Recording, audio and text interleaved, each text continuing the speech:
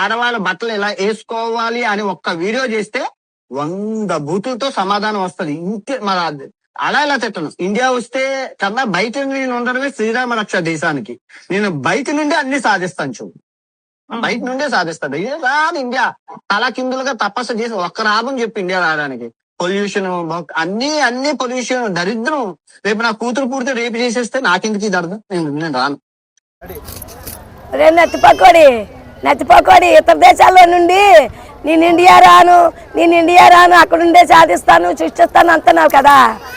పెద్దల డబ్బుతోని పెరిగిపోయి గర్వం పెరిగిపోయింది. నీకు పాపం పండే రోజు దగ్గరలోనే ఉంది.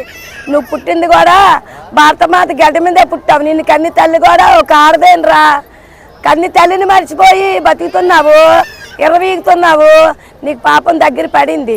ఏటి పేటాతపతినే దశేవతారాలు చెప్పిన బాబునే నువ్వు విమర్శిస్తున్నావు కదా. నువ్వు ఏదో చేసేసి సారీ చెప్పేది అయిపోతుంది. ఏంటి అలాగుండదు. రే నత్తిపకోడి, నువ్వు ఇండియా రాగానే నీకు ఉద్దరు బాంబు పెడతాను రా. జాగ్రత్తగా ఉండి మాట్లాడు, మంచితనం నేర్చుకో, డబ్బుతో గర్వించకు, డబ్బును చూసి ఇరవేగకు. నీకు పాపం పండే రోజు దగ్గరలోనే ఉంది. ఐ లవ్ యూ రా.